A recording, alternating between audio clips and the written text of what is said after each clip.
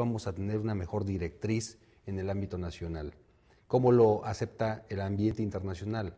Pues el ambiente internacional ya califica a México como un país inestable en todos los ámbitos, incluso la calificación de sus bonos ha bajado, porque si bien la calificadora que lo hace, que Standard & Poor's, no es la calificadora más prestigiada a nivel mundial, es cierto que el que descalifiquen los bonos mexicanos y que sobre todo la justificación para esa descalificación sea la falta de estabilidad económica, financiera y tributaria, obviamente eso nos debe de dar una gran alerta. Cómo se está desestabilizando el país, cómo cada año hay cambios, cómo el inversionista no puede traer su dinero porque si lo trae no sabe a qué se va a tener el siguiente año. Una persona que invirtió en el 2002, que decidió de consolidar, hoy le cambiaron las reglas. Una persona que trajo su dinero en el 2002, ¿qué ocurrió? Le pusieron el impuesto sustitutivo al crédito al salario, le pusieron el impuesto suntuario. Llega evolucionando, 2004 sí tiene grandes cambios el Código Fiscal de la Federación. En 2005 le dicen que cambió el sistema de deducción de compras por costo de ventas y le quitan las deducciones que traían impuesto al activo. Y después le crean el impuesto empresarial a tasa única y el impuesto a los depósitos en efectivo. Hablando de eso, doctor, yo le comentaba, en un programa anterior estuvimos aquí el licenciado Alejandro Monraz, que es delegado de Economía, ¿no? Y yo le hacía mención, pues, que a mí me llegó información que lo que es la maquiladora Pioneer y lo que es JBC se van de esta frontera, o sea, del país en sí. Él decía, pues, que era por cuestión de competitividad respecto a otras empresas similares, electrónicas, etcétera.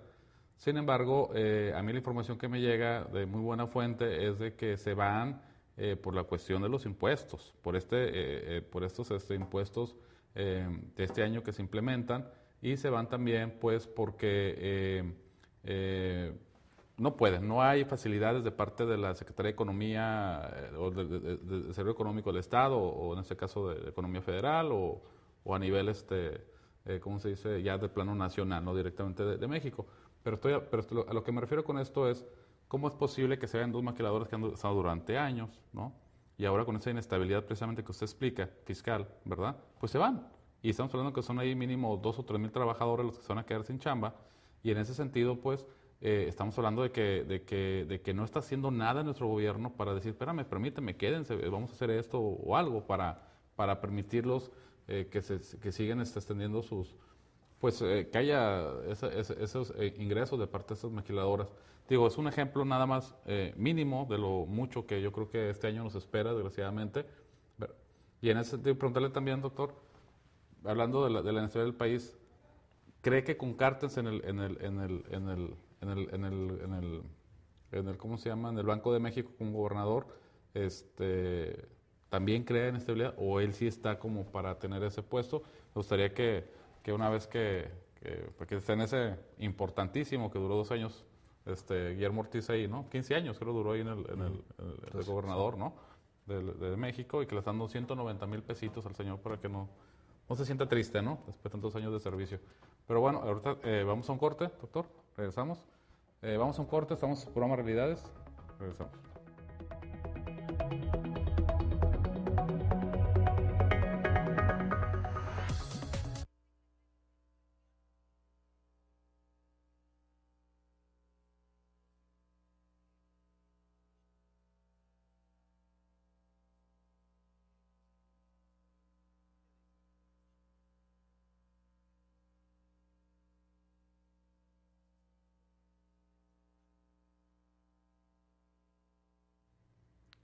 Gracias por continuar en su programa Realidades. Mi nombre es Alberto Entevi y estamos tocando el tema de la reforma política que propone nuestro presidente de la República, Felipe Calderón, el día 15 de diciembre del año pasado. Y para eso tenemos como invitado al doctor Adolfo Solís, experto en esa materia. Decíamos, doctor, pues nos quedamos con el tema donde le preguntaba yo de Carstens. ¿Qué opina de ese Sí, punto? recordemos que el exsecretario de Hacienda, hoy gobernador del Banco de México, ha generado 2 tipos de expectativas. La expectativa A hacia el ámbito internacional y la expectativa B hacia el ámbito interno. En el ámbito interno, Agustín Carstens obviamente ha tomado decisiones que han atendido a la política tributaria. Le debemos a él el impuesto empresarial a tasa única, le debemos a él el impuesto especial sobre producción y servicios a las gasolinas y diésel, le debemos a él el impuesto sobre los depósitos en efectivo, le debemos a él los recientes incrementos que tenemos a renta, que tenemos a IVA, que tenemos a telecomunicaciones. Entonces, en el ámbito privado se ha demostrado que Agustín Carstens no se preocupó mucho por la ciudadanía, más bien él lo veía desde un aspecto macro, desde un aspecto diferente al que el ciudadano lo ve, y decía, lo tengo que castigar más porque necesitamos un poco de más de dinero. ¿Qué ocurre? Ese es en el aspecto del particular. En el aspecto internacional, los mercados financieros aceptaron bien la llegada de Agustín Carstens, porque lo ven como un hombre serio, lo ven como un hombre educado, lo ven como un hombre con experiencia, que ha trabajado en el propio Banco de México, saben que las políticas que ha implementado a nivel macroeconómico son estables, han estabilizado al país. Eso es lo que se debe de ver, esos dos ángulos. Entonces, el ámbito internacional lo recibe bien, pero el ámbito privado lo recibe con preocupación. Y ahora, ¿qué nos debe de preocupar? El privado nacional se refiere. Claro, sí, el privado nacional. México. Entonces, ¿qué debemos de cuidar? El Banco de México tiene un papel fundamental en la política monetaria, en la estabilidad de precios y en el control de la inflación. Tiene un gran papel y sus decisiones trascienden en cualquier orbe nacional e internacional. ¿Pierde valor nuestro peso o es correcto, o le da las fuerza, grandes ¿no? decisiones se toman ahí. Entonces, lo que debemos de cuidar, lo que debemos de vigilar es que no sea un gobernador a modo del Ejecutivo Federal. Que eso es lo que se piensa. Recordamos que con la frase que se hacen referencia a ellos, que dicen yo soy un soldado del presidente de la República y a donde él me diga que me vaya me voy, ¿qué significa? Que la independencia del gobernador del Banco de México pudiera estar comprometida a los intereses del Ejecutivo Federal.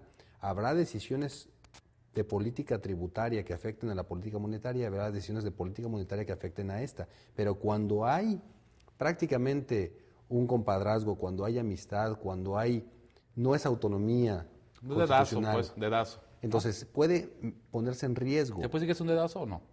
Pues prácticamente sí es una decisión del Ejecutivo Unilateral, Federal. entre comillas. Es una decisión. Porque, bueno, está el banco que la gente Él vota, pensada, ¿no? él la pensó, es diseñada, se puede tomar desde varios ángulos, no tiene varias lecturas. La primera lectura puede ser que quiere dejar un cimiento de su, prácticamente, de su gestión, dejó un cimiento como lo dejó el propio PRI cuando dejó a Guillermo Ortiz, dejó un cimiento o un bastión que siempre iba a ser como un contrapeso en caso de un cambio de gobierno.